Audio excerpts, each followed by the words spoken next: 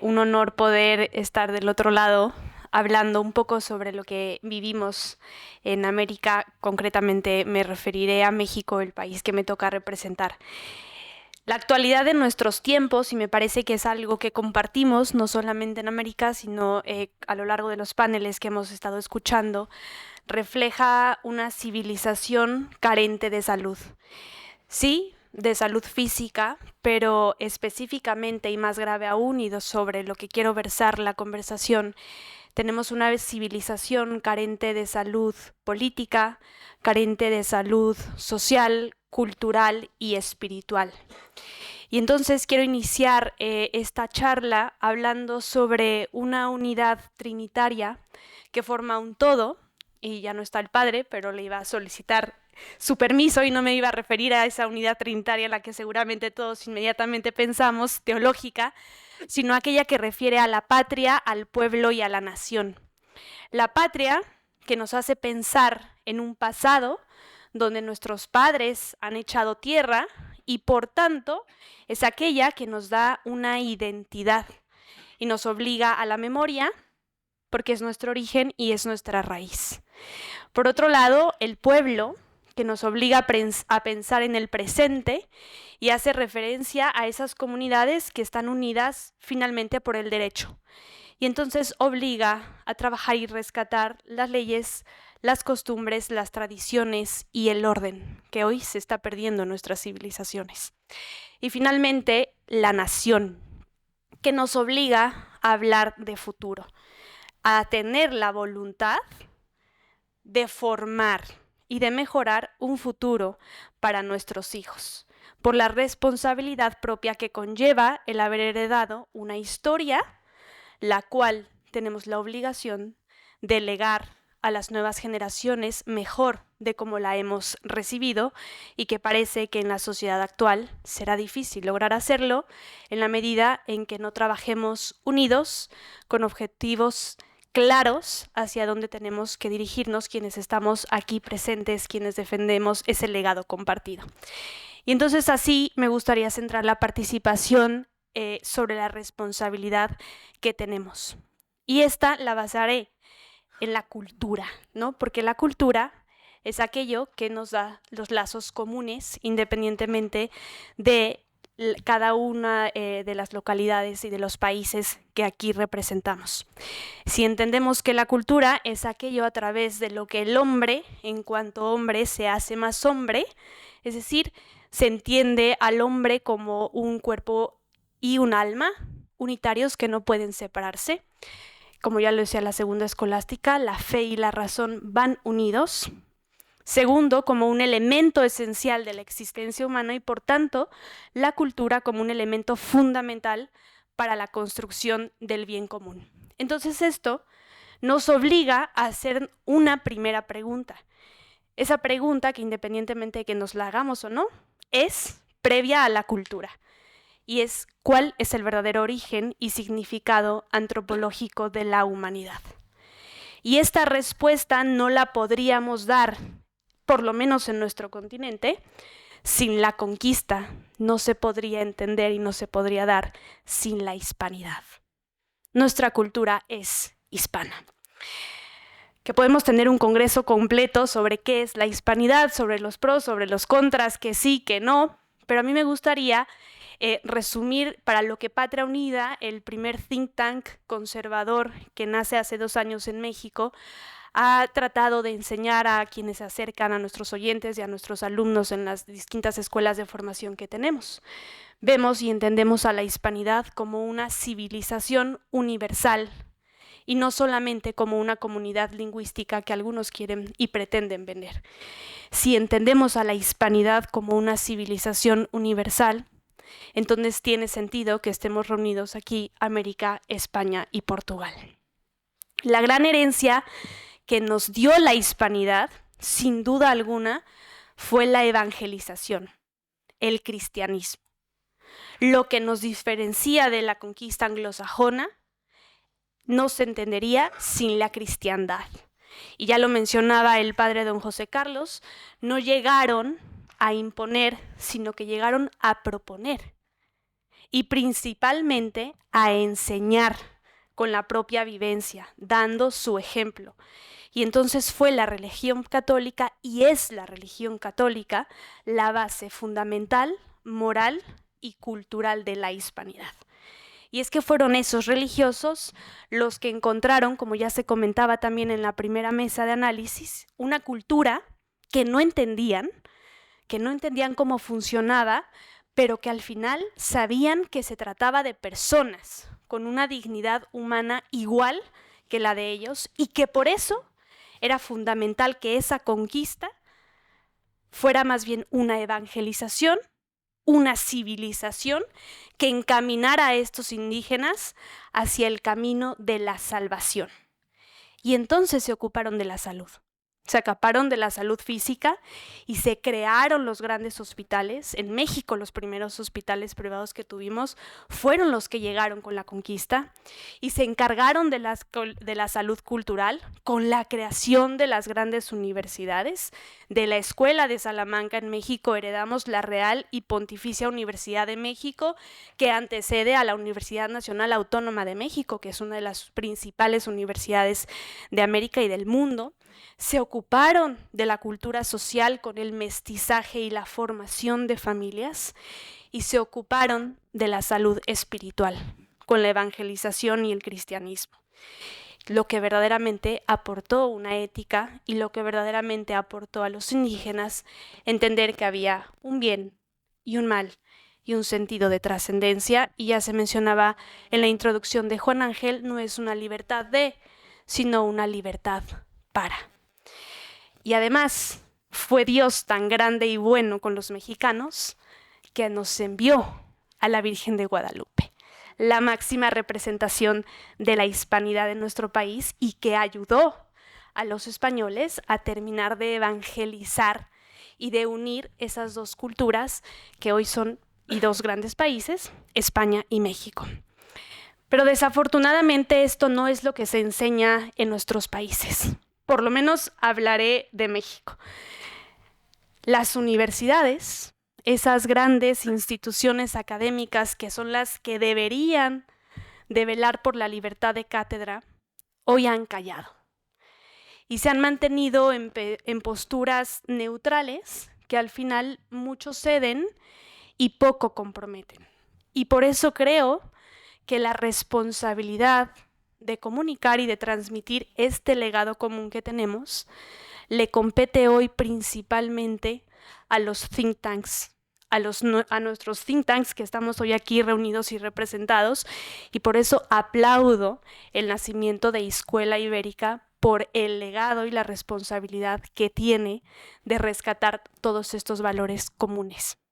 Tenemos una enorme responsabilidad de educar, que es además la primera dimensión esencial de la cultura, de esta que venimos a rescatar, y para eso requiere mucho estudio, requiere conocimiento y requiere compartir la verdadera historia. Y ese es el reto que tenemos, porque la historia que tenemos y que se enseña en nuestros países es la que ha sido escrita por los tiranos. Y los tiranos han sido influenciados por una leyenda negra que pretende destruir a Occidente.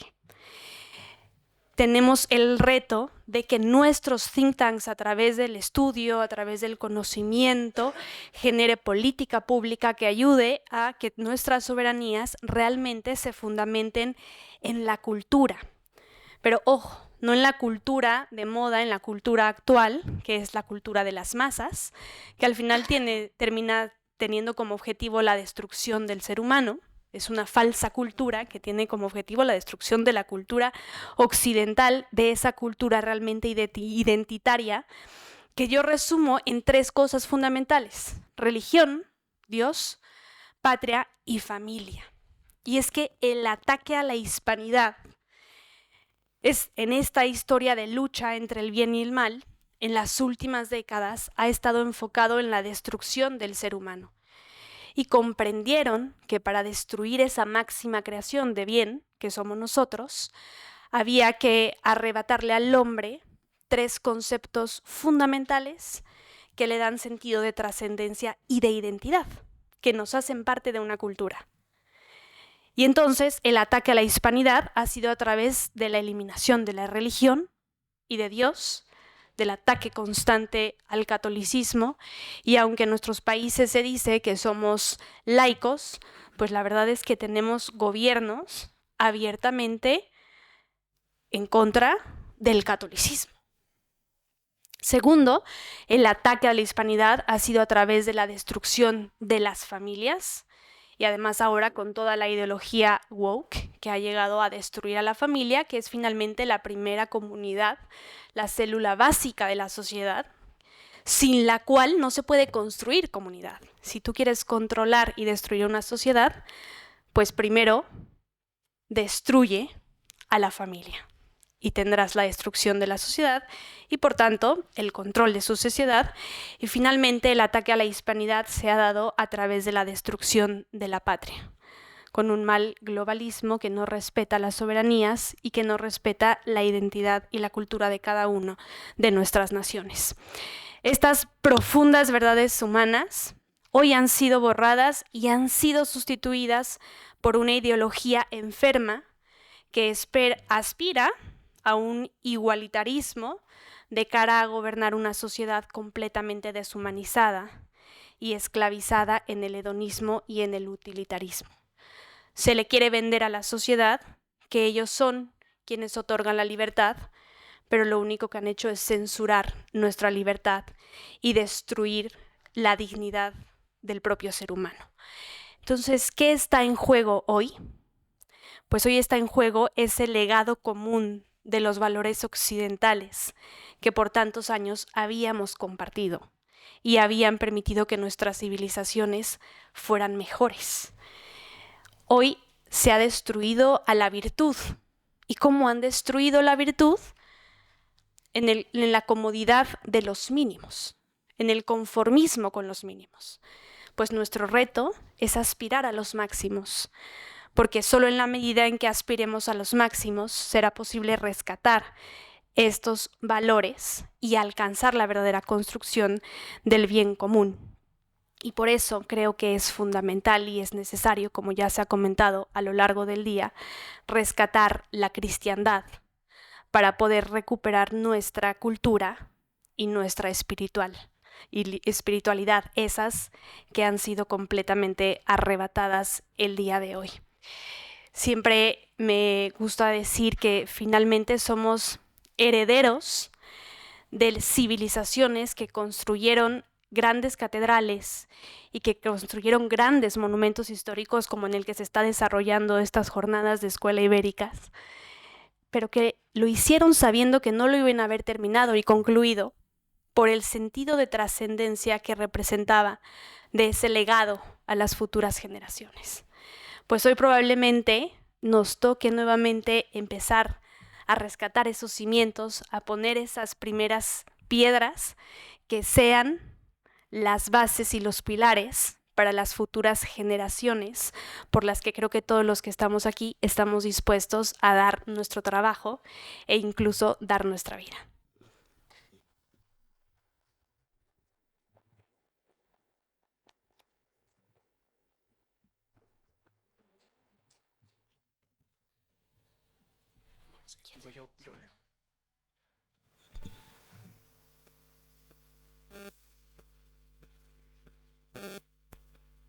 Perfecto, hola, hola. Bien, ¿se escucha?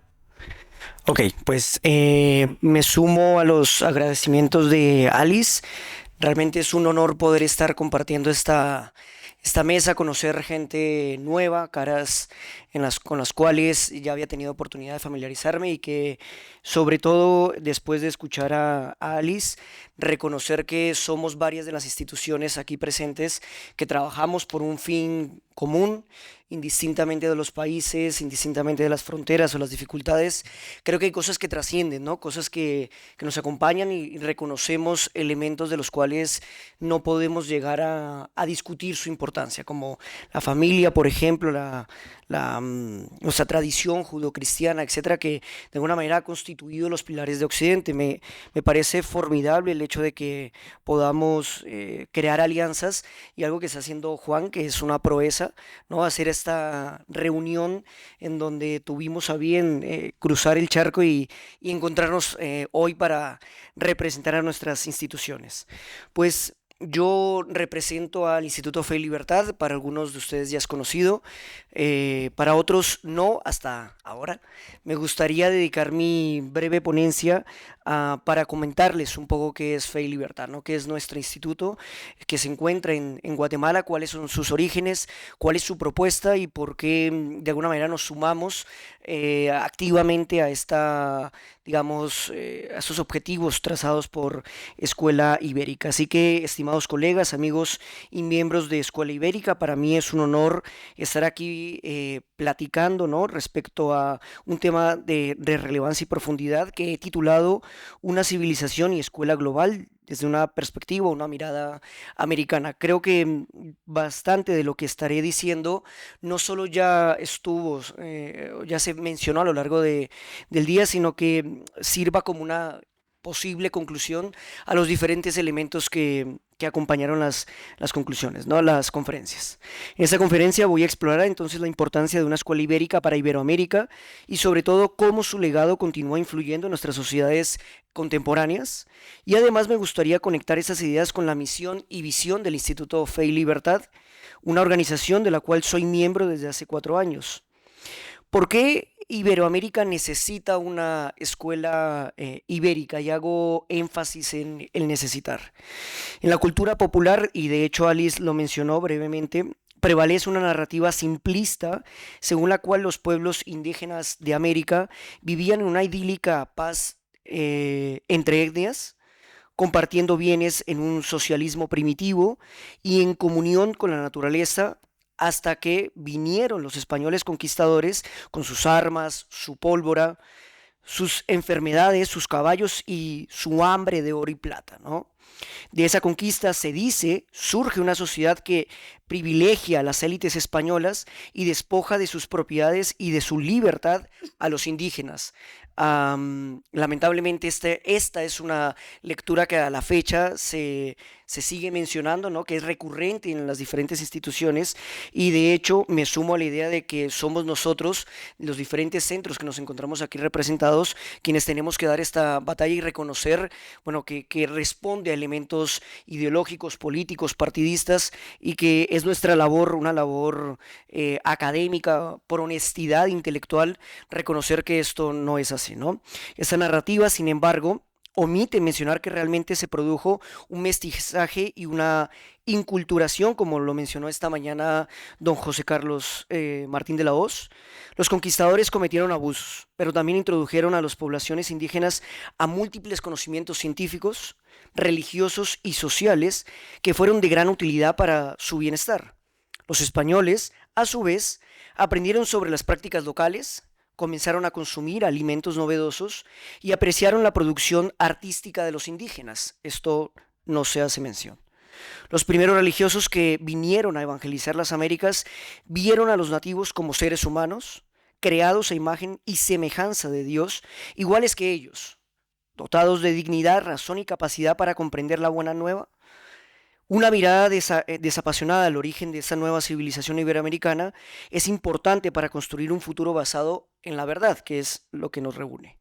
Rescatar los aportes positivos de un encuentro entre culturas, revisar lo que los autores de la época discutían y descubrir los conocimientos filosóficos, religiosos y económicos que poseían los autores asociados con la Escuela de Salamanca, es crucial para desmontar las narrativas falsas y, como lo mencioné antes, simplistas.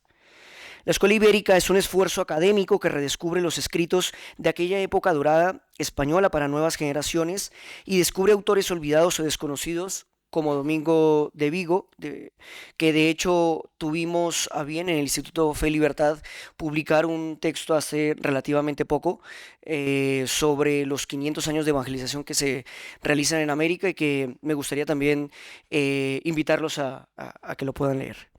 Esto construye una red de organizaciones interesadas en hacer esas exploraciones de forma colaborativa. Y ahora, respecto al Instituto Fe y Libertad y sus raíces compartidas con la Escuela Ibérica, nosotros nos dedicamos a promover una comprensión profunda de los principios de la libertad individual, la economía de mercado y la dignidad humana fundamentados en la tradición judeocristiana. En este enfoque se alinea perfectamente con la misión de la Escuela Ibérica, ya que ambos buscan redescubrir y valorar las raíces culturales, filosóficas y religiosas que han dado forma a nuestras sociedades. Me gustaría mencionar además parte de nuestra misión y visión en el instituto, porque nuestro instituto es fundado en el 2014 con el objetivo de defender y promover estos valores de libertad y dignidad humana en Guatemala y la región iberoamericana. Su misión es educar y formar a líderes comprometidos con esos principios mediante la investigación. Mañana, de hecho, estaremos hablando en parte de esto. La difusión y la implementación de ideas que promueven una sociedad más justa y un poco más libre. Lamentablemente, sus fundadoras, que fue Carol Ríos de Rodríguez y Jessica Paduán, no pueden acompañarnos hoy debido a otras actividades, pero ¿qué quiere que les diga? La verdad que lo agradezco porque debido a ello yo estoy aquí, así que para mí es más que bienvenido. Desde la creación del instituto ha llevado a cabo diversas actividades, incluyendo conferencias, seminarios, publicaciones y colaboraciones académicas con diferentes instituciones en Guatemala, pero también en Centroamérica e inclusive España. Esas actividades no solo buscan difundir el pensamiento liberal y cristiano, sino también fomentar un debate constructivo sobre los desafíos contemporáneos que enfrenta nuestra región, ¿no? Respecto a algunos valores que nosotros defendemos, entre ellos, como no puede ser de otra manera, es la libertad individual, porque creemos que cada persona tiene el derecho inalienable a la libertad, que incluye la libertad de pensamiento, de expresión, religión y asociación, y ese principio es esencial para el desarrollo humano y la prosperidad social.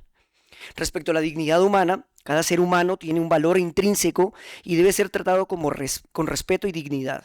Este valor se basa en la creencia de que somos creados a imagen y semejanza de Dios. También es indiscutible que defendemos los conceptos de economía de mercado, de una economía libre como ha sido discutida durante el transcurso de esta sesión. Promovemos una economía basada en el libre mercado donde la propiedad privada y el libre intercambio son pilares fundamentales. Defendemos la responsabilidad y la solidaridad. La libertad conlleva la responsabilidad y esto es algo que tampoco es susceptible a discusión.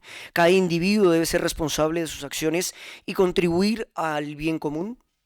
La solidaridad y la subsidiariedad son principios esenciales para una sociedad justa. Nosotros, como lo mencioné antes, realizamos diferentes actividades. Entre ellas tenemos una publicación de una revista, tenemos una propia editorial, tenemos conferencias o seminarios que también, dicho sea de paso, pongo a su disposición.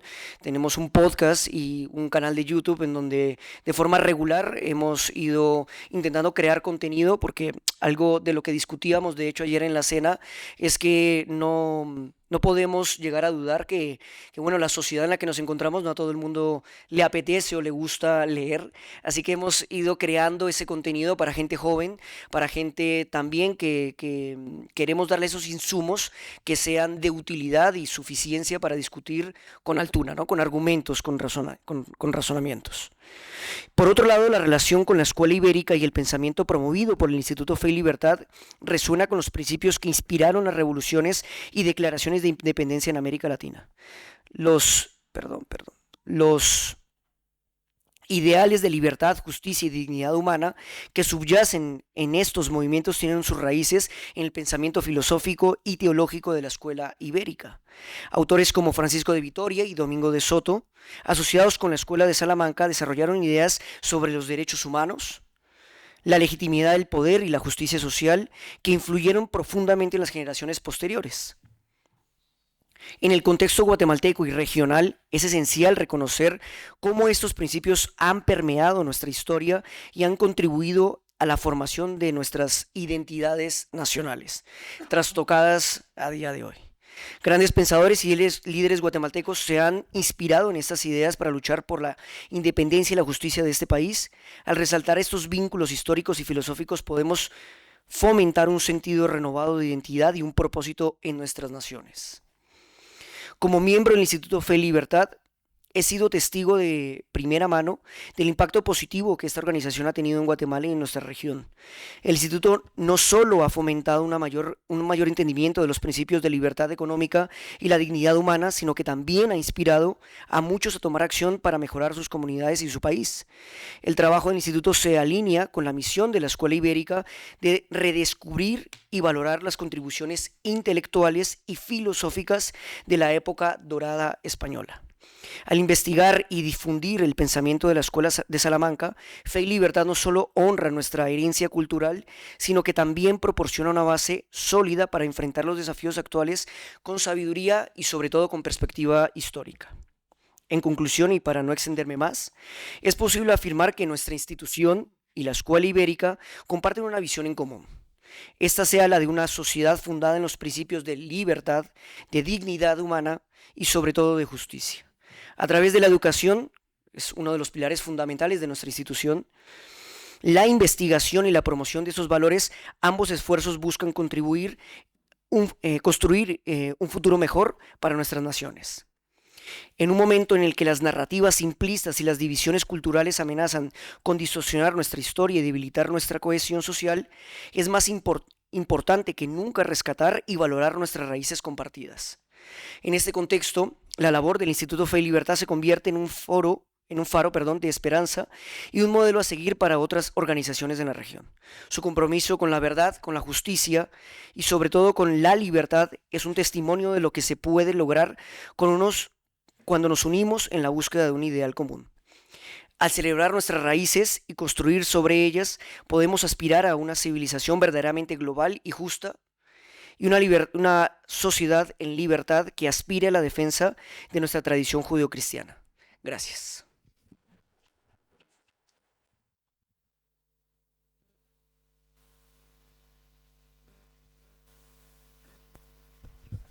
Sí, sí, vale. Bueno, pues buenas tardes a todos. Quiero agradecer a Escuela Ibérica por esta oportunidad, por esta invitación.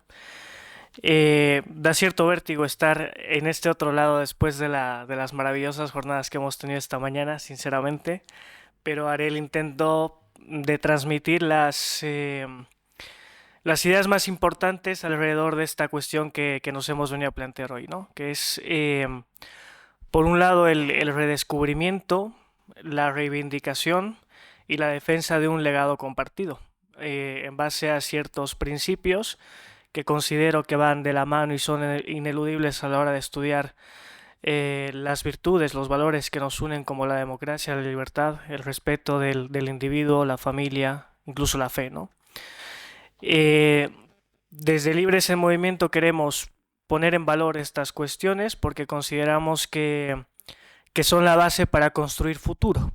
No podemos pensar en una sociedad en nuestros países y concretamente en Bolivia, donde el desarraigo es parte de la identidad nacional y a partir de ahí construir un concepto de nación. Es un concepto muy conflictivo. Nación es una idea que tiene cierta complejidad a la hora de decir qué es nación, ¿no? Pero yo creo que es importante que por lo menos tengamos claras estas ideas a la hora de plantear una respuesta y soluciones a los desafíos que nos enfrentamos, ¿no?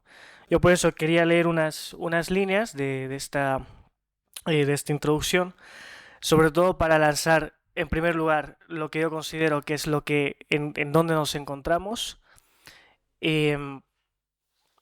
Algunos autores que considero relevantes y como podrán ver, en Bolivia está la dicotomía entre la búsqueda de la identidad individual en una sociedad enfrentada, en una sociedad que no ha conseguido hasta ahora esa unidad nacional como pueden tener incluso otros países de la región, Y por otro lado, el revanchismo todavía vigente, a raíz también, entre otras cosas, de los movimientos que ha tenido Bolivia en particular y la región en general, ¿no? Sobre todo partiendo de la base de que el indigenismo, por ejemplo, ha sido uno de los males y las amenazas más importantes a la hora de reivindicar estos valores y este legado compartido. Bien, pues es un hecho que a lo largo del tiempo la relación existente entre España y América ha sido denostada por algunos artífices de la historia que por un interés político y económico han omitido una parte fundamental de esta unión entre América y Europa, concretamente atravesando España, que es el horizonte actual. Revela que España fue capaz de construir un vínculo permanente con el Nuevo Mundo que permitió crear lo que se constituyó como el Imperio, que a pesar de sus defectos naturales, no desplegó una estrategia de sustitución o aniquilamiento, sino de creación e integración. En otras palabras, la concepción de una realización moral, humana y colectiva conjuntas entre dos visiones diferentes del mundo. El desafío fue edificar la virtud en un terreno desconocido a través de un ideal de vida compartida que daría lugar a la primera globalización en la historia de la humanidad. Esta virtud está sentada en una serie de valores que condicionan nuestro día a día y a través de los cuales nos reconocemos como individuos, pertenecientes a una misma comunidad, pertenecientes a una misma idea del mundo. Es aquí donde precisamente se constituye la idea primigenia de Occidente, al que le preceden valores, como me refería, como la libertad, la justicia, la familia y la fe. No quiero parecer pesimista, como también en la anterior mesa se ha comentado, pero podríamos establecer que esta visión del mundo ha sido alterada y ha sido suplantada por la leyenda negra, evidentemente, cuyos argumentos y teorización hemos escuchado a lo largo de la mañana, también en parte. Sin embargo, considero que a pesar de los esfuerzos, es una tendencia que concretamente en Bolivia y creo que también en la región, aunque con matices por supuesto,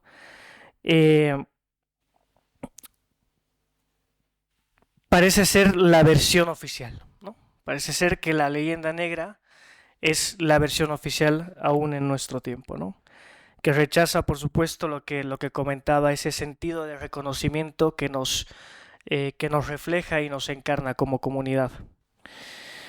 Por tanto, existe un revanchismo inherente al contexto político y social actual que se expresa de forma como movimientos sociales, como corrientes ideológicas, como posiciones políticas, todas ellas con un corte rupturista, con el pasado y el presente. Es decir, cuestionar precisamente los cimientos de la democracia como hoy la entendemos. Es inevitable pensar en este punto que estas mismas corrientes son las que se encargan posteriormente de poner en duda el valor de la propia libertad individual y colectiva, la igualdad ante la ley, y por tanto tienden a transformarse en procesos, movimientos populistas y autoritarios, como bien han hecho algo de referencia los compañeros que me han antecedido. Por lo tanto, estamos frente a un contexto que pone en tela de juicio los valores de Occidente y Occidente / democracia / libertad individual, tal como la conocemos. No es casualidad que hoy en distintos países de la región la leyenda negra en algunos casos y en momentos concretos cobre cierta fuerza. En Bolivia ocurre algo similar. En Bolivia el indigenismo ha sido, y más adelante me detendré, ha tenido mucha fuerza y es, yo creo, el país por antonomasia que ha reflejado esta contienda entre el pasado, el presente y el futuro en base al indigenismo, reflejada incluso en la constitución política del Estado. Este fenómeno ha contribuido a menospreciar un pasado común y ha determinado algunas tendencias políticas destructivas de la región que siguen vigentes en diferente gradación dependiendo del país. Me gustaría en este momento hacer una breve introducción y quizás después podemos aterrizar más al respecto sobre algunos autores que han influido en lo que comentaba acerca del reconocimiento de, por un lado, de la identidad nacional y por otro lado de la identidad individual. Es precisamente Alcides Arguedas, intelectual boliviano, uno de los más importantes académicos del siglo XX, que más ha estudiado la cuestión nacional e indígena en Bolivia. Influido por el contacto con los regeneracionistas españoles como Altamira, Maeztu o Costa, reconoció que en Bolivia se debía plantear la cuestión de la identidad, a partir del reconocimiento de la composición del tejido social, basado en la relación entre lo hispano y lo indígena. Lo rescatable de la obra de Arguedas es precisamente la veracidad de su descripción, para expresar su tesis de que los males nacionales no provienen de factores externos o foráneos, una idea que sin duda sigue produciendo cierta incomodidad hoy como en el primer día de su publicación. Probablemente con menos agudeza y sensibilidad a la hora de plantear la cuestión de la identidad a partir de las raíces comunes desde la fundación de la República, Gabriel René Moreno reafirmó el posicionamiento de los integracionistas en la búsqueda de un camino que ofrezca a la sociedad boliviana un redescubrimiento de sus raíces históricas y culturales. Quizás el principal defecto respecto de sus reflexiones, aunque se trate de una cuestión común en el ambiente intelectual de su época, sean las expresiones orientadas a la construcción de esta identidad en términos nacional excluyentes, no compartidos necesariamente con otras culturas que formaban parte del mismo ecosistema nacional, adquiriendo un cariz regionalista inevitable. Es en este contexto y con el objetivo de mirar hacia adelante y buscar posibles soluciones a lo que nos enfrentamos, que me gustaría referirme ahora a esto precisamente que les comentaba en un inicio, que es lo que yo considero una de las mayores amenazas a la defensa de este legado compartido, que es el indigenismo, que también adquiere un cariz nacionalista, ¿no? El indigenismo tiene diferentes autores lo enmarcan en un determinado momento histórico. Hay algunos autores que piensan en el indigenismo a partir de las primeras de los primeros gritos libertarios, lo que se conoce como primeros gritos de pro la independencia, 1809-1810. Pero en estos últimos tiempos podríamos quizás definir el indigenismo a partir de mitad de la década de los 90, quizás, con el movimiento zapatista, ¿no? El Ejército Zapatista de Liberación Nacional, que tuvo cierto contenido romanticista, ideológico, cargado de un liderazgo caudillista, que fue probablemente el momento en el que el indigenismo cobra un impulso muy importante, sobre todo en la región hispanoamericana, ¿no? Hay un autor que casualmente es trotskista, que define el indigenismo de la siguiente manera. El indigenismo resulta ser, paradójicamente, no solo una sincera reivindicación de los derechos pisoteados de los indígenas, sino en realidad una corriente que estimula el imperialismo, con el objeto de levantar nuevos factores de división y de disociación en nuestro continente ya suficientemente dividido. Estamos frente a sociedades que tienen, bueno, podemos denominar quizás desde una posición también no radical, porque no es eso, pero sí profunda, son sociedades que todavía que no han superado ciertas heridas, ¿no? O sea, que no han quizás resuelto cuestiones, por ejemplo, de clase, ¿no?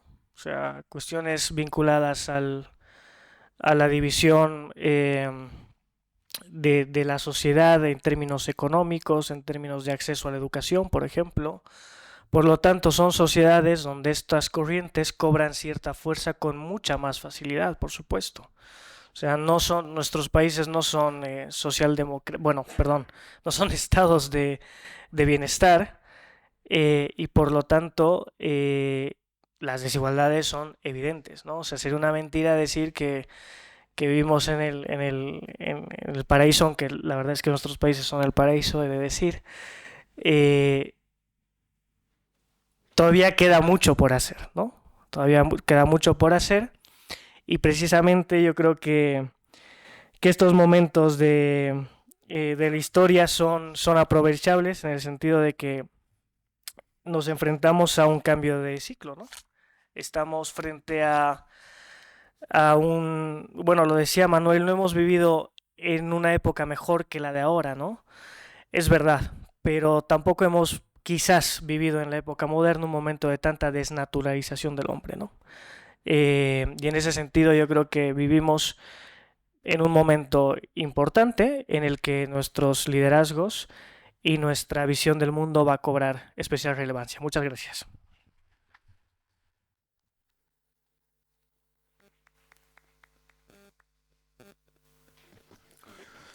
Buenas tardes.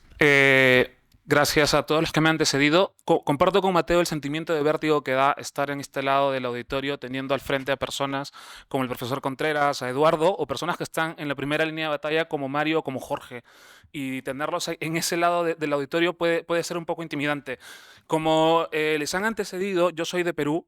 Antes de entrar a temas de fondo, quisiera hacer algunas notas previas. En la exposición de Manuel Llamas, él me decía que tenía un sentimiento pesimista para el mediano o el corto plazo, y yo creo que si bien ellos dos han venido y han cruzado el charco explícitamente para este evento, habemos otros que ya hemos cruzado el charco y que estamos permanentemente en este lado del charco.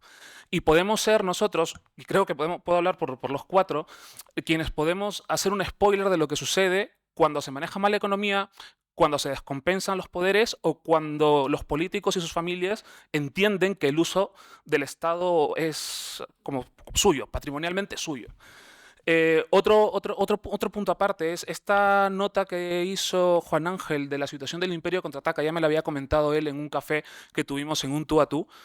Y es una sensación que desde hace 5 años que yo estoy aquí, que la tengo, que es el haber venido a la casa de un tío abuelo. No lo digo por la edad demográfica de este país, pero sí es estar como en la casa de un pariente lejano con el que se comparten visiones del mundo, con el que se comparte una comprensión de cómo debe ser la vida, de cómo se ordena el Estado, cómo se maneja la ética dentro de la economía. Y esto, como ya dato anecdótico, es dentro de la investigación, cuando Juan Ángel nos mandó el correo, un punto de lo que se podría hablar, encontré un dato curioso que en las Cortes de Cádiz de la Constitución de 1812, luego de que se promulga la Constitución de 1812, esta que dice que la nación española la componen los españoles de ambos hemisferios, asume la presidencia de las Cortes un peruano, que fue Vicente Morales Suárez, por un par de meses antes de fallecer. Fue un dato curioso, pero es un dato que en lo personal me alegró bastante.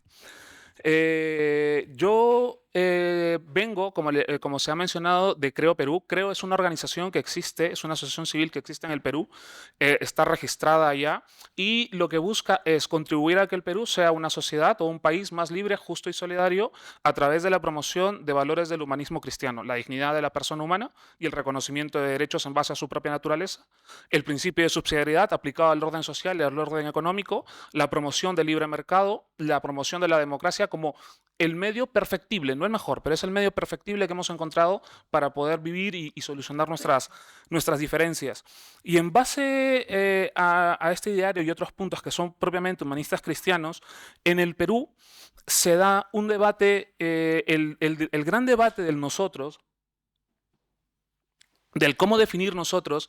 El Perú se independiza San Martín genera la Declaración de la Independencia en 1821, Bolívar la gana militarmente en el 24, pero el gran debate del nosotros no se comienza a dar casi hasta 100 o 120 años después, a través de diversos autores, que son principalmente tres los autores de cabecera, que luego dan origen, o sea, crean materia prima y luego, intelectualmente hablando, y luego dan origen a expresiones políticas prácticas. El primero es José Carlos Mariátegui, que este es un marxista, él fue luego el fundador del Partido Comunista, y él tiene un ensayo de la década de los 20, que es sobre las realidades de la interpretación de la realidad peruana, en donde lo que hace es una interpretación completamente desde la dialéctica marxista de la época de la realidad del Perú, y habla del término de la colonia, de la explotación de la economía, del problema del indio, y habla desde una mirada sumamente marxista.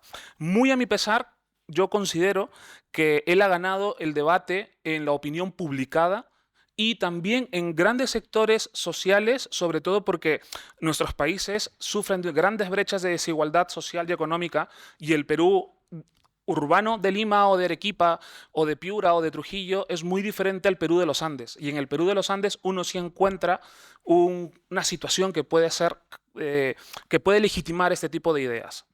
Luego se tiene a Víctor Raúl Aya de la Torre. Víctor Raúl es el fundador del Partido Aprista peruano. El Partido Aprista es miembro de la Internacional Socialista y él escribe entre la década de los 20 y de los 40 una serie de ensayos en donde hace una interpretación desde la narrativa del antiimperialismo, de la independencia de América Latina, desde una socialdemocracia o un socialismo democrático de corte nacionalista, y tiene su expresión política en el Partido Aprista, que ha sido gobierno por medio de Alan García 2 veces en el Perú. Y luego existe un autor que es el que nosotros desde Creo Perú podemos decir que recogemos su herencia intelectual, que es Víctor Andrés Belaúnde.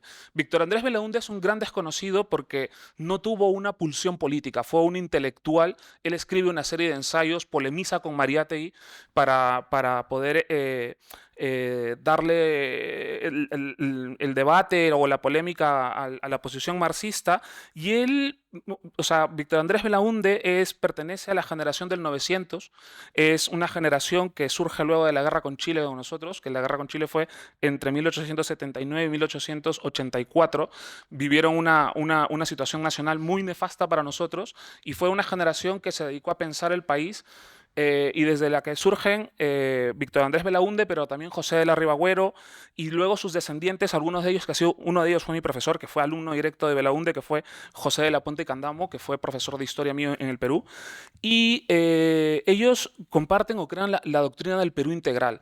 Yo recuerdo que José Agustín de la Puente Candamo en clase nos decía: el Perú nace el día que Pizarro y Atahualpa se encuentran en 1532. Antes de eso no existía el Perú, existía otra cosa, y a partir de ese encuentro es cuando se puede hablar del Perú. Y esto porque Víctor Andrés Belaúnde tiene un texto del 43 donde habla sobre la peruanidad o define qué es la peruanidad, y él establece que la presencia hispana o la llegada de España, sobre todo al Perú, porque él habla desde la lógica peruana, establece una síntesis que es viviente y perenne en el tiempo. Una síntesis a través de lo que es biológica, porque él habla del mestizaje, y el mestizaje vive hasta nuestros días. O sea, nosotros somos un país completamente mestizo. Justo lo hablábamos al momento del almuerzo, que si uno va y puede turistear por el Perú, o sea, la gastronomía, que es lo más saltante, uno puede ver el mestizaje. Yo, que he venido acá y tengo una hermana que es cocinera y la gastronomía peruana es lo que más vende, he podido hacer la investigación aquí de que hay muchos de nuestros platos que han sido fusión de la llegada de los españoles a nuestras tierras. Por ejemplo, es una síntesis que llega a ese punto, ¿no? Luego, la casa de la hija de Pizarro con la hermana de Atahualpa la tienen acá en Extremadura y está ahí. Es una muestra del mestizaje que hubo entre nuestros países, entre nuestras tierras. Luego, él habla de una síntesis económica por el aporte que le da a España y sobre todo porque hacen que el Perú sea un país minero. Hoy por hoy, la minería representa el 10% del PIB del Perú. Entre el 10 y el 11 va más o menos en esa cohorte. Y luego el Perú también es un país agroexportador y Víctor Andrés hablaba de que se hizo en la llegada de España a nivel económico en la parte de la agricultura, conllevó a una agricultura de ciertos productos que no se producían originalmente en el Perú, pero de manera mucho más tecnificada, con las técnicas originarias que ya tenían los incas ahí. Luego la organización política, porque se hace una síntesis política al generar una nueva unidad política. El orden político que llega y que lleva a España y que se da a través de los virreinatos, y que comparto con el profesor Contreras, que no se puede combatir la leyenda negra con una leyenda rosa, sino hablar desde la realidad de lo que pasó, y las personas somos completamente falibles, y en ese punto hubo muchos aciertos y se pudieron haber cometido errores y excesos, pero sí es verdad que en la unidad política y en el modo de gobernar que se generó en el virreinato, la dinastía incaica no fue dejada de lado. La dinastía incaica fue reconocida también por la monarquía hispánica y se genera una continuidad, que hay un punto de inclusión, de unidad. En lo cultural hay una síntesis. Las primeras gramáticas que se comienzan a escribir de las lenguas aborígenes o las lenguas indígenas de nuestras tierras se da a través de la mano de la escritura de monjes o sacerdotes españoles y de misioneros que llegan para evangelizar. Comienzan a que el quechua o el aymara o qué sé yo, el náhuatl, las lenguas tuvieran una gramática escrita y pudiera eso preservarse. Y fundamentalmente lo que señala Víctor Andrés es la síntesis religiosa, en el sentido de la expansión o la llegada del cristianismo, que tiene un efecto civilizador en América, pero que nos dota también como de una mirada completamente diferente del mundo, porque es a través del cristianismo en el cual los conceptos que hemos estado escuchando en las mesas de dignidad de la persona humana, de libertad, de búsqueda del bien común, o de derechos y deberes y responsabilidades, o de justicia, adquieren los matices y los contenidos que hoy nosotros hemos estado discutiendo y que hemos podido ver, o que podemos ver a través de la historia, ¿no? Entonces, eso es un poco la situación o la postura de mi organización respecto de la herencia hispánica. Por eso es que nosotros, cuando en algún momento Juan Ángel y creo que Alex Chafuen nos comentaron que existía este proyecto, dijimos sí, nosotros, porque nos reconocemos herederos de este intelectual propuso y propugnó y defendió que había que rescatar esta herencia, y nosotros nos sentimos parte de esto. Vamos a estar ahí a sumar los esfuerzos.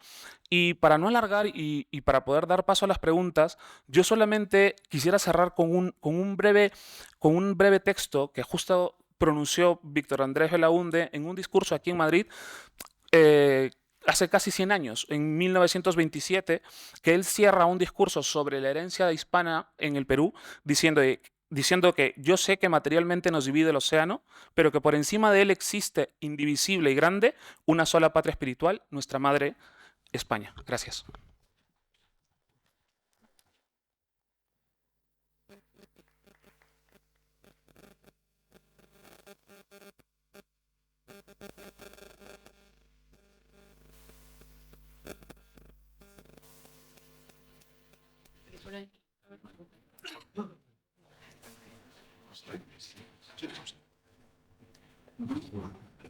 Bueno, estoy encantada de vuestras disertaciones, cada una en su país, que además los conozco todos. Pero quería preguntarle a Óscar, porque últimamente estoy leyendo cosas de los chinos en Perú y ese macropuerto y esas negociaciones que ahora se están llevando a cabo. No sé si en la prensa dicen la verdad. Eso es verdad. O sea, el megapuerto es el de Chancay. Ya hay investigaciones al respecto de la presencia de China o Rusia o Irán dentro de la región de Hispanoamérica. Hasta hace unos años el primer socio comercial de nuestros países era Estados Unidos dentro de la región. España también ocupaba una posición preferente de inversión extranjera dentro de nuestros países, pero los chinos llegan a nuestros países, aprovechan las licitaciones que existen con condiciones que ningún otro postor podría ofrecer, pero llegan con un ejército de abogados detrás. De tal manera que una vez que ganan la licitación, lo único que hacen es, a través de procesos judiciales, van aumentando el coste de lo que el Estado les tiene que pagar. El Perú tiene, o sea, la posición que tiene es justo en la mitad del litoral de Sudamérica, tiene una posición geopolítica interesante. hay un puerto ya, que es el puerto del Callao. Se hizo una carretera, por ejemplo, interoceánica para tratar de unir, pero luego se vio que era fruto de la corrupción Brasil y Perú para que productos brasileños salieran por los puertos peruanos, pero el puerto del Callao en principio habría quedado corto y hay la instancia de hacer este megapuerto que ya los chinos le han ganado y lo están construyendo, que es en Chancay, es al norte de Lima, está al norte del Callao, va a ser prácticamente no solamente construir el puerto o el megapuerto, sino construir una ciudad al costado de este puerto. Y no solamente es eso, sino que también hay un debate ya no existiendo la carretera interoceánica de construir un tren financiado por los chinos bioceánico para unir también Brasil y Perú, pero no son las únicas áreas donde los chinos operan. Entiendo que ya también hay operadores mineros chinos en el Perú, por ejemplo, entonces la minería para nosotros es muy importante, o sea, lo que para España es en turismo, en el PIB, es para nosotros en minería. Entonces, existe eso y está ahí, ¿no? ¿Que los chinos? No, están en todos nuestros países. Sí, y más, todos los demás países que no están aquí. No, no, están en todos. Comienzo yo y después Jorge, ¿ok? Primero, pido disculpas por haber llegado un poco tarde. Mi pregunta es para mi amigo boliviano. Primero, un comentario. Interesante que el indigenismo es una de las ideologías que el famoso filósofo austriaco Erich von Kuehnelt-Leddihn identificó como de izquierdas. Pero yo pocas veces he hablado en contra del indigenismo porque no quiero que me acusen de racismo, ¿no? Porque, obvio. Mi pregunta es la siguiente. ¿Crees que hay una diferencia en el pensamiento político, especialmente el pensamiento liberal clásico, libertario, el poco que existe en Bolivia, entre el este de Bolivia y el oeste, o sea, entre los Cambas y los Collas? ¿Hay una diferencia en el pensamiento, en la forma que conciben del Estado, en la forma que conciben del ser humano? Gracias. Es una pregunta muy interesante, complejísima, la verdad. No sé si voy a poder responder para que no me acusen de racista, pero voy a hacer el esfuerzo. Sí, lo sé. A ver, yo creo que partiendo del principio, es verdad que la izquierda se ha apropiado del discurso indigenista, de la ideología indigenista, en este fenómeno o en este momento de reciclaje del mismo pensamiento de izquierdas, ¿no? Abandonan el marxismo, llamémosle clásico, para incorporar nuevos ismos porque ya antes ya preveían esta caída del comunismo, de la Unión Soviética, y para eso necesitaban plantearse pues temas como el ecologismo, el feminismo y el indigenismo, ¿no? Por tanto, yo creo que en la región, cuando hablamos de indigenismo, hablamos de un movimiento neomarxista, ¿no? Eso yo creo que es así. Bueno, yo creo que en Bolivia el tejido social invita mucho a la manifestación de reivindicaciones constantes, en el sentido de que es una sociedad, tú lo has dicho muy bien, con muchas divisiones en la estructura, no solo étnica, sino también territorial, llamémosle, o regional. Eso invita a que hayan movimientos constantes y que también sea uno de los países que por antonomasia ha reivindicado el indigenismo y ha tenido un presidente que se ha vendido él mismo como indígena, aunque es un mestizo 100%. Evo Morales es un mestizo, él no habla ningún idioma mal llamado originario, como está expresado en la Constitución, y apellida Morales, o sea, no hay pérdida. Evidentemente, este fenómeno ha hecho que ocurra algo que también ha ocurrido en muchas partes, no solo de la región. Yo también creo que en España, obviamente, con sus matices y sus diferencias, que es, por ejemplo, la polarización, ¿no? Yo creo que hay movimientos que han aprovechado esta división social para ahondar el odio entre unos y otros, lo que le ha convenido directamente al poder constituido que ha sido el movimiento del socialismo desde el año 2006, ¿no? Entonces, es increíble la misma Constitución. En el preámbulo dice cosas que rozan la obscenidad, ¿no? Se habla de que nuestros pueblos originarios antes de la llegada de los españoles vivían en el Edén, y poco más que tras la llegada de los españoles pues nos hemos visto poco pervertidos, ¿no? Por la idea de Occidente. O sea que es esa dicotomía en la que se encuentra. Yo creo que todavía hay un camino muy largo por recorrer. Por eso en la intervención inicial hablaba precisamente de esta búsqueda de la identidad nacional. Eh, Oye, ¿por qué no aprovechamos el momento de este tipo de encuentros para, en este contexto, reivindicar estos valores, ¿no? Estamos hoy en la búsqueda de la identidad, ¿por qué no hablamos de Iberoamérica, ¿no? Gracias.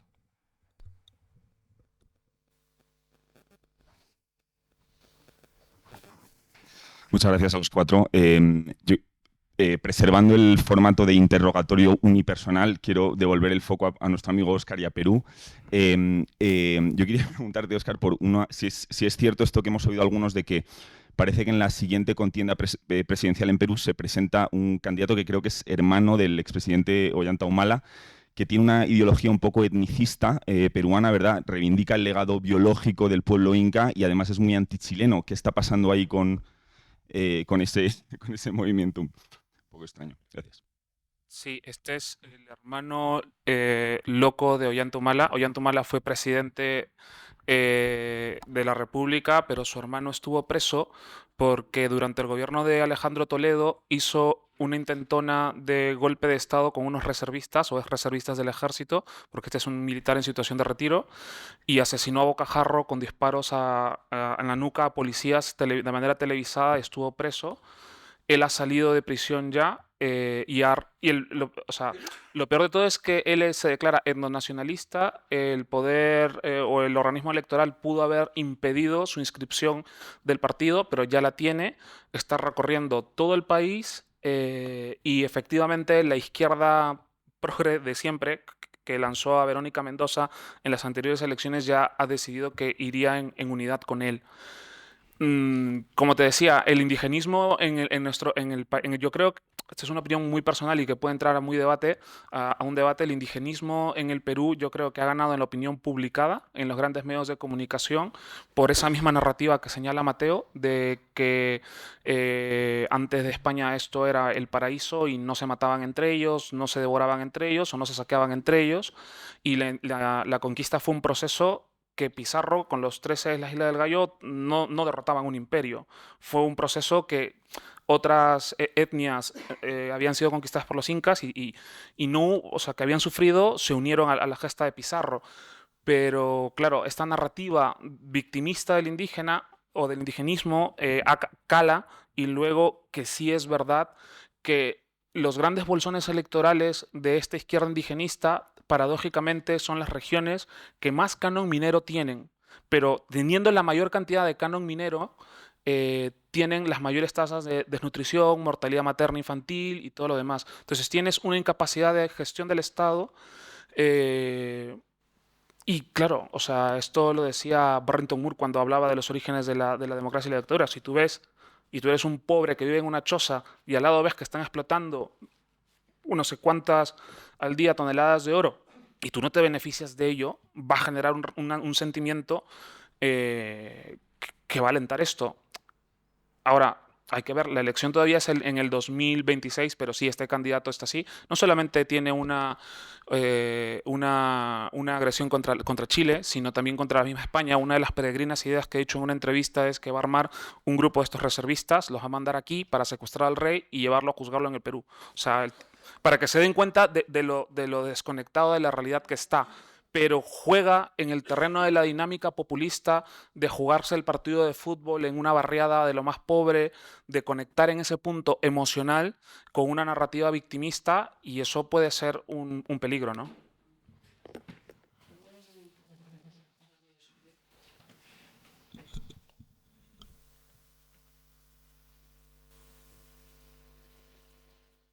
Buenas tardes.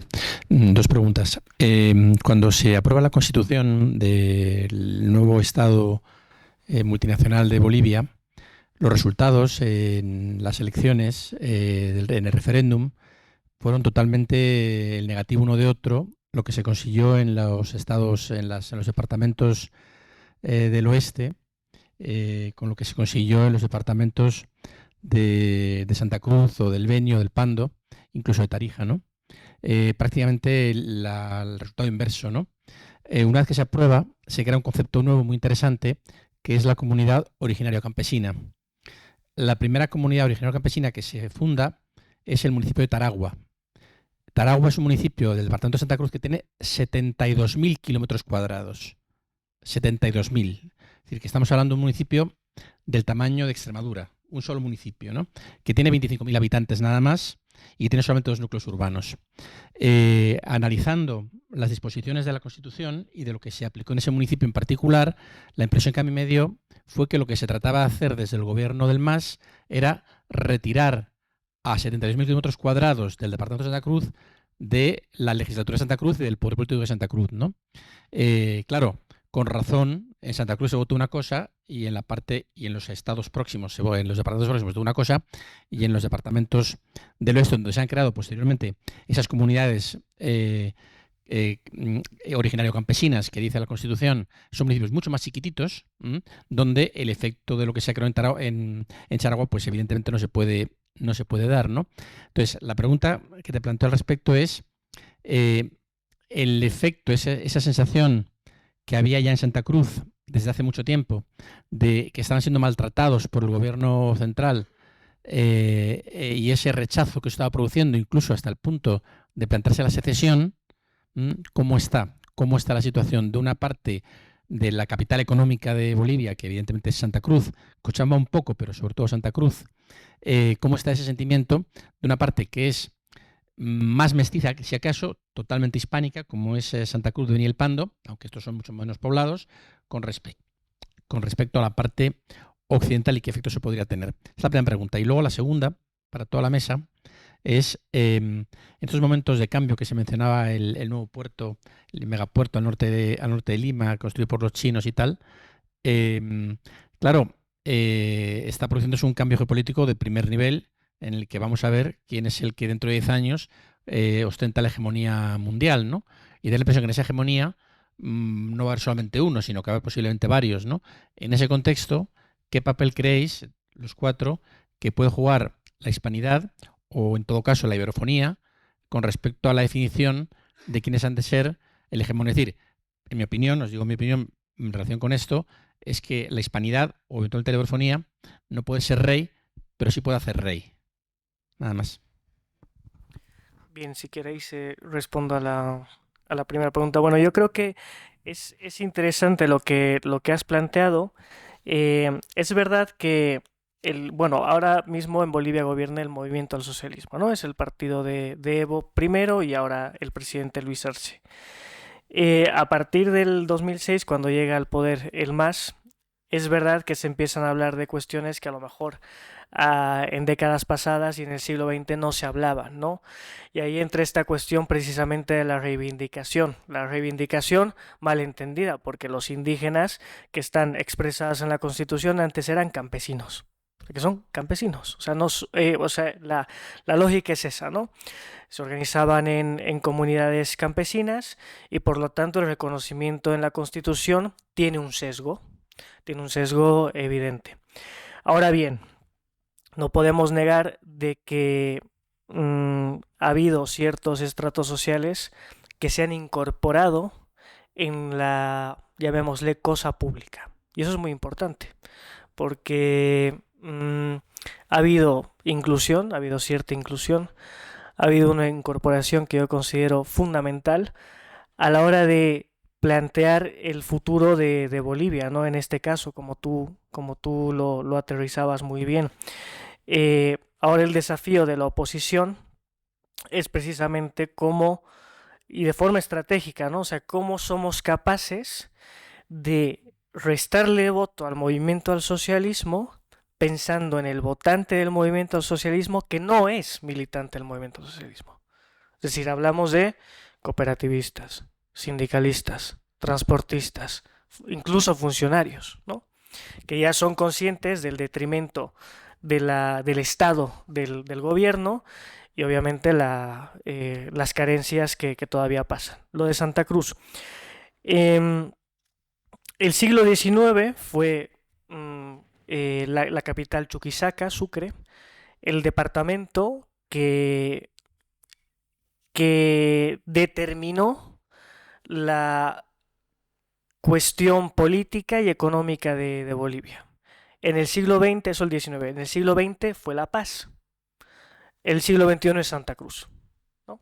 Entonces, Santa Cruz es el departamento económicamente más próspero, el que políticamente más se enfrenta al gobierno central y donde entra la cuestión autonómica, el modelo autonómico, que es exactamente igual al de España. Yo siempre les digo, y este modelo no funciona. O sea, este modelo no les recomiendo este modelo, ¿no? Pero es una cuestión que se va a debatir, ¿no? Pero yo creo que es sano, en el sentido de que al final hay que buscar, obviamente, soluciones a la descentralización de un poder que está vinculado ahora mismo al autoritarismo, y esas cuestiones también generan este tipo de debates entre los diferentes actores en términos públicos, ¿no? Yo creo que es un debate que se va a agudizar próximamente, pero que yo creo que se pueden encontrar acuerdos, ¿no? de comunión en esta búsqueda también de la identidad, porque eso pasa también no solo por intereses económicos, ¿no? Tú bien lo has planteado, conoces muy bien y te felicito el problema que hay, ¿no? Ahora mismo de social y político en Bolivia. Bueno, y termino con esto y ya les paso la segunda pregunta a mis compañeros. El Estado plurinacional fue un concepto que se acuñó por Íñigo Errejón en su tesis del 2006, que habla de la hegemonía del movimiento al socialismo en Bolivia. Os la recomiendo.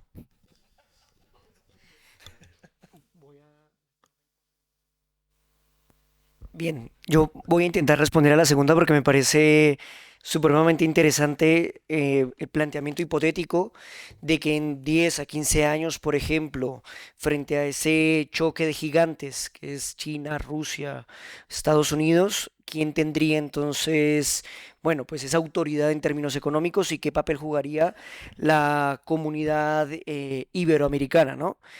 Oshod, en un libro de cuando analiza la filosofía política clásica, utiliza el término de emperador sin imperio, refiriéndose justamente a que durante la Edad Media, producto de los modelos políticos que surgen con la disolución del Imperio Romano, pues surgen los ducados, los condados, los principados, pero todos son arropados o acuerpados bajo una misma sombrilla que sería en este caso el emperador, ¿no? Haciendo esa analogía, creo que, digamos, el mundo iberoamericano, hipotéticamente hablando, podríamos llegar a pensar que se podría acuerpar bajo esta gran sombrilla que es España, y que considero que debería ser así, no es muy alejado de la realidad, ¿no? Y me gustaría también conectar esta respuesta con algo que ya se ha ido mencionado, porque me generaba la reflexión de que los que estamos aquí sentados, bueno, yo estoy representando a Guatemala, pero no soy guatemalteco, pero me generaba curiosidad el hecho de que, corrígeme si me equivoco, creo que estos 4 países, incluiría Ecuador, es donde el tema indigenista ha tenido un repunte significativo en los últimos años, en términos políticos, partidistas, ideológicos, y como lo decía el compañero, eso va a sonar políticamente incorrecto, los indígenas salen a la luz, es decir, se vuelve a hablar de estos grupos, estos movimientos, cuando es útil, ¿no? Digamos, en Guatemala, por lo menos, en el 92, cuando Rigoberta Menchú gana el Premio Nobel de la Paz, ahí quedó.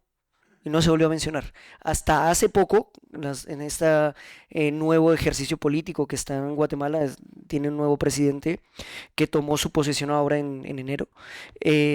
Tiene unos tintes abiertamente de socialdemócrata, donde ha retomado nuevamente la conversación respecto al tema de la identidad, el reconocimiento de un país multicultural, lo que sea.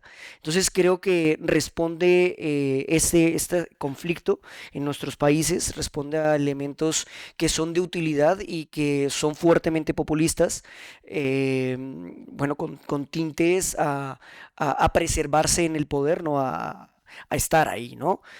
Eso es una de las características del populismo.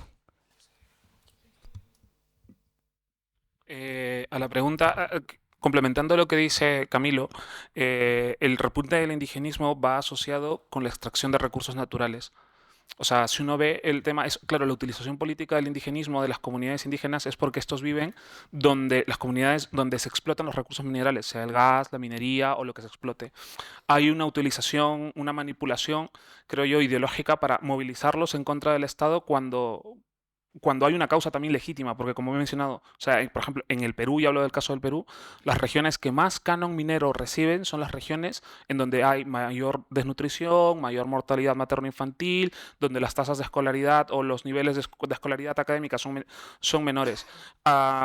Eso para complementar lo que decía Camilo, pero en base a la pregunta yo personalmente, que esta es una reflexión que yo he hecho desde que he llegado aquí, y es porque yo creo que la unión de nuestros países no puede basarse en un fundamento meramente económico, porque yo estoy como cuando Alice empezó su ponencia, habló de un elemento cultural, y yo creo que lo político y lo económico van a responder a un debate cultural definido previamente.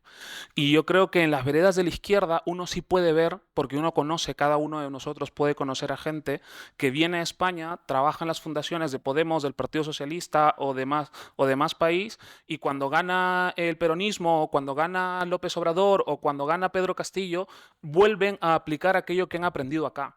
Y lo que pasa es que en la derecha eso no sucede, porque la derecha ha reducido todo a un ámbito de vamos a hacer una mayor integración económica o una mayor integración de libre mercado, que está bien, pero hay un debate previo que es necesario o sea, clarificar, unificar, y también yo creo que es esa ¿cómo se podría decir? Ese tránsito de formación de élites o de dirigencias en la derecha o la centro derecha no se ha dado, o se ha dado por un tiempo, pero ya eso yo no lo veo, o sea, personalmente no lo veo. O sea, vienen algunos programas, pero no hay algo estable en el tiempo. No se forman policy makers de manera estable para los partidos del otro lado del charco. Entonces, yo creo que la unidad es importante, pero hay que formar a la clase dirigente que va a dar fruto a esa unidad para que tenga primero la noción cultural clara y luego eso corresponda con unos objetivos políticos y económicos dados. Eso es lo que yo opinaría. Y sumándome, comparto todo lo que se ha dicho aquí. A ver, China ha sido inteligente y entendió la pobreza que se vive en nuestro continente. Una pobreza que había sido subsidiada por Estados Unidos durante muchos años, pero que nuestros países fueron incumpliendo porque la deuda iba creciendo, y entonces comenzaron las sanciones por parte de Estados Unidos, y ahí China es cuando dice, esta es la forma de yo poder acercarme, aprovechar esas licitaciones, dar mejores costos, ¿no? Y una vez que ya han ganado la licitación, como lo mencionabas tú, con abogados, pues cooptan no solamente la licitación financiera, sino que terminan controlando la parte administrativa. Y además China entiende la situación y la estrategia geopolítica que representa México, ¿no? Para toda Latinoamérica y para Estados Unidos, su principal enemigo. Y hubo aparte un factor que benefició a China, que se llama el triunfo de Andrés Manuel López Obrador y la izquierda socialista progresista que representa su partido político. Entonces, hoy México, a la pregunta que se hacía inicialmente, ya también está cooptada en por lo menos toda la infraestructura del país por financiamiento chino, y no solamente decía ya por el financiamiento, sino que después de ahí viene el control, y con el control viene lo más importante, que es lo que mencionabas tú, la cultura. Ellos han entendido la importancia de cambiar la cultura y la mente de los ciudadanos, y de este lado no lo hemos sabido hacer y no lo hemos hecho. Y entonces ellos han ganado la narrativa. ¿Por dónde veo yo una solución a largo plazo? Y comparto no solamente eso en lo económico, y comencé mi intervención diciendo lo importante está en el legado compartido que tenemos, que es la cultura, y eso es a través de la educación. Y la educación no va a dar frutos de un día a otro. Es que ellos están hoy en donde están porque llevan años picando piedra en la academia, en lo cultural, en los medios de comunicación, para poder llegar a donde están hoy. Y nosotros nos sentimos muy cómodos y lo dejamos de hacer porque pensamos que habíamos triunfado y estamos en la comodidad de lo operativo y lo económico, que a los conservadores de la derecha se nos da bien, porque lo hemos sabido hacer bien, ¿no? Cuando se gobierna en nuestros países, pues hay una prosperidad económica importante para nuestras naciones, que con la izquierda no se ha dado, pero se nos olvidó trabajar lo fundamental y lo trascendental que es la cultura. Así que me parece que hoy, decía, estamos poniendo otra vez esos cimientos educativos, y yo sumaría no solamente en la formación de esos líderes, que son quienes redireccionarán la cultura y la historia verdadera de nuestras naciones, sino también, y muy importante, en la formación ciudadana.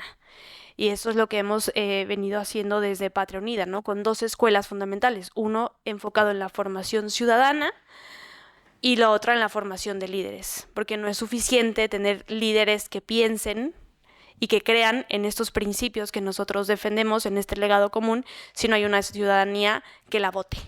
Entonces es necesaria la formación de toda la comunidad, y creo que eso inicia en casa, en la familia. ¿Y cómo lo ganaremos? En el rescate de la familia. ¿Me dejarías agregar una última cosa que se me vino a la cabeza? Porque hemos mencionado constantemente el tema de la cultura, el tema de la, digamos, de la identificación de cuál es nuestra identidad. Puede ser una cosa que puede sonar banal, pero me parece importante. Hemos hecho mención a China, a Rusia, como 2 grandes elementos a tener en consideración en términos económicos, en términos políticos, culturales, pero las novelas, las telenovelas que pasan, por lo menos en Guatemala, son turcas, son árabes. Bueno, ojito con eso, ¿no? A mí me parece que es algo que no es de obviar. Si estamos hablando de cultura, entonces te traducen te la doblan, ¿sabes? Te doblan